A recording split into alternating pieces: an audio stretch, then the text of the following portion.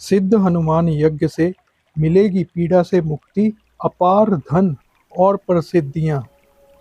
Hello दोस्तों, आपका स्वागत है आपके अपने चैनल दिव्य सनातन धर्म पे। कलयुग में सबसे लोकप्रिय देवताओं में से एक है बजरंगबली। श्री हनुमान जी इतने सिद्ध थे कि उनकी आवश्यकता श्री राम तथा श्री कृष्ण को भी पड़ी थी। माँ सीता की खोज से लेकर रावण वध तक श्री हनुमान ने भगवान श्री राम की सहायता की थी। तो महाभारत में भी हनुमान जी के पराक्रम की कई गाथाएं मिलती हैं। प्राचीन काल से ही सिद्ध हनुमान यज्ञ को सभी प्रकार की पीड़ा से मुक्ति दिलाने वाला, अपार धन संपत्ति और विजय प्रसिद्धि प्राप्ति के चमत्कारिक उपाय के रूप में माना जाता रहा है। प्रकांड पंडित भी मानते हैं कि हनुमान यज्ञ में इतनी शक्ति है कि अगर विधिवत रूप से यज्ञ को कर लिया जाए तो यह व्यक्ति की हर मनोकामना को पूरा कर सकता है। ऐसा कहा जाता है कि जो भी जातक हनुमान यज्ञ के माध्यम से हनुमान जी को पूजता है, उसको जीवन के सभी कष्टों पर विजय मिलती है और सभी समस्याएं निश्चित रूप से समाप्त हो जाती हैं। प्राचीन ग्रंथों में भी उल्लेख मिलता है कि भारतीय राजा महाराजे युद्ध में जाने से पहले हनुमान यज्ञ का आयोजन जरूर करते थे। हालांकि इस यज्ञ में कुछ बातों का ध्यान रखना अति आवश्यक है।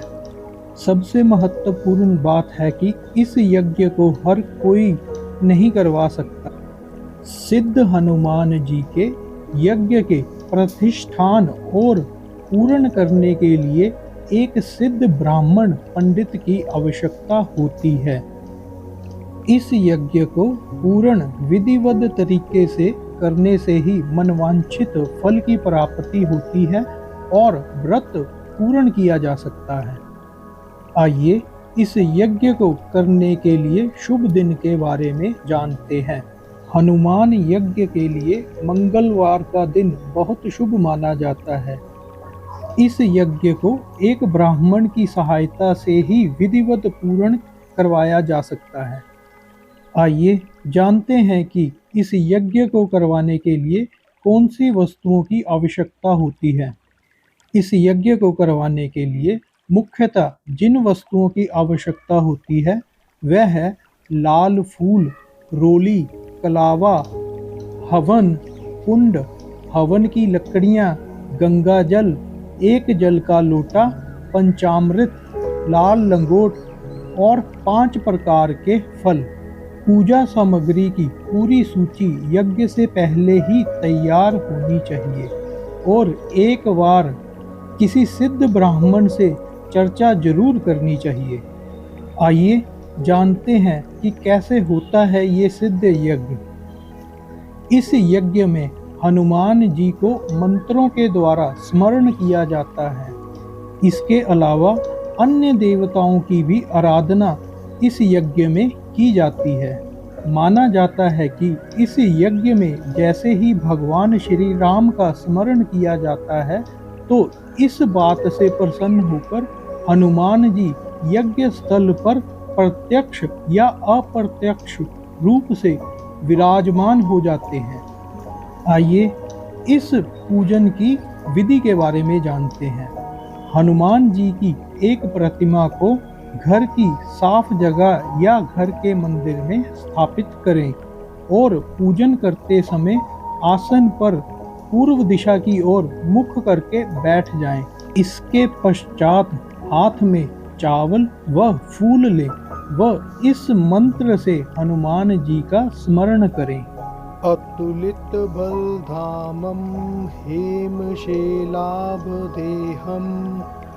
दनुजवन कृशानुं ज्ञानिनामग्रगणयं सकलगुणनिधानं वानराणामधीशं रघुपतिप्रियभक्तं वातजातं नमामि। ओम हनुमन्ते नमः। ध्यानार्थे पुष्पाणि समर्पयामि। अब हाथ में लिए हुए चावल व फूल हनुमान जी को अर्पित कर दे। इसके बाद इन मंत्रों का उच्चारण करते हुए हनुमान जी के सामने किसी बर्तन अथवा भूमि पर 3 बार जल छोड़ें व निमित्त मंत्रों को जपें। ॐ हनुमन्ते नमः। पाद्यं समर्पयामि। आध्वर्यं समर्पयामि। आचमनीयं समर्पयामि। इसके पश्चात हनुमान जी को गंध, सिंदूर, कुमकुम, चावल, फूल व हार अर्पित करें। इसके पश्चात हनुमान चालीसा का कम से कम 5 बार जप करें। सबसे अंत में घी के दिए के साथ हनुमान जी की आरती करें। इस प्रकार ये यज्ञ और निरंतर घर में इस प्रकार किया गया पूजन सभी मनोकामनाओं को भी पूरा करता है। इस प्रकार के पूजन से हनुमान जी प्रसन्न होकर अपने भक्तों पर अपनी कृपा बरसाते हैं। दोस्तों, अगर आपको ये जानकारी अच्छी लगे हो तो कृपया चैनल को सब्सक्राइब करें, वीडियो को शेयर करें और कमेंट में जय श्री राम जरूर लिखें। जय श्री राम।